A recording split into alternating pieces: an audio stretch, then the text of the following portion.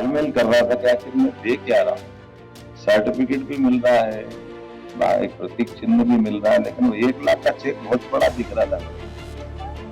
तो लेकिन दे क्या रहे हैं, क्या प्रोत्साहन दे रहे हैं हम, जब हम अपने नवाचार की बात कर रहे हैं। और डिजिटल युग में चेक का भी महत्व है कि नहीं, ये सोच रहा था हमारे लिए ये प्रकटीकरण में। लेकिन ये सबसे बड़ी बात ये है कि इनके सबके नवाचारों का मैंने सीएस से बोला कि संकलन करके अपने राज्य व्यवस्था में सुशासन के लिए इनका उपयोग करना चाहिए, ताकि बाकी अपने भविष्य की दृष्टि से ये सारे नवाचारों पे हमारी सरकार काम करे।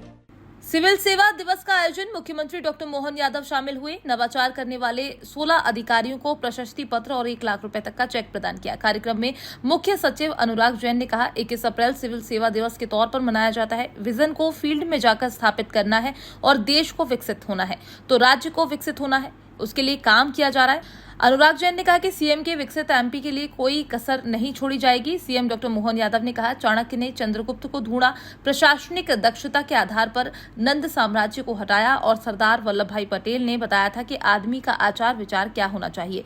सीएम ने कहा, डिजिटल युग में चेक का महत्व है कि नहीं, ये सोच रहा था। सीएम ने कहा, पुरस्कार में बड़ा सा चेक दिया गया, बहुत खुशी की बात है। उत्कृष्टता के 5 क्षेत्र में पुरस्कार मिला। सीएम डॉक्टर मोहन यादव ने सभी को बधाई दी।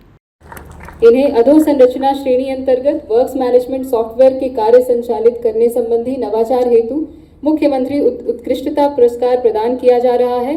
पुरस्कार स्वरूप इन्हें 1 लाख रुपए एवं प्रशस्ति पत्र प्रदान किया जा रहा है। श्रीमती शारदा डुडवे, पुरस्कार स्वरूप इन्हें 1 लाख रुपए एवं प्रशस्ति पत्र प्रदान किया जा रहा है। उत्तर पर मध्य प्रदेश के सभी लोक सेवकों को मेरी अपनी ओर से बधाई। आज हमने कई प्रकार के पुरस्कार अपने अपने क्षेत्र के उत्कृष्टता वाले सारे लोक सेवकों को दिए। 21 अप्रैल 1947 में तत्कालीन उप प्रधानमंत्री और गृह मंत्री श्रीमान सरदार वल्लभ भाई पटेल ने जिस प्रकार से, जिस भावना से हमारे लिए देश की आज़ादी के साथ सिविल सेवा के लोक सेवकों को काम करने के लिए एक तरह से आउटलाइन दी थी, जिस पे आगे बढ़ करके देश की आज़ादी के बाद अगर पलट के देखें तो हमारे कई ऐसे उत्कृष्ट अधिकारियों के अपने किए गए कामों से आज भी हमारा ये जो स्टील फ्रेमवर्क बना है, जो लोकतंत्र को मजबूती प्रदान करता, देश को आगे बढ़ाने में मदद करता है। मेरी अपनी ओर से बधाई। आज अलग अलग श्रेणी के बहुत सारे लोगों को हमने पुरस्कार भी दिए हैं और मैंने कहा है कि जिन नवाचारों के बलबूते पर लोगों ने पुरस्कार पाए हैं, उसके शासन के सुचारू संचालन करने में क्या मदद हो सकती है, उस पर विचार करके उसको लगातार फॉलो करना चाहिए। मेरी अपनी ओर से बधाई।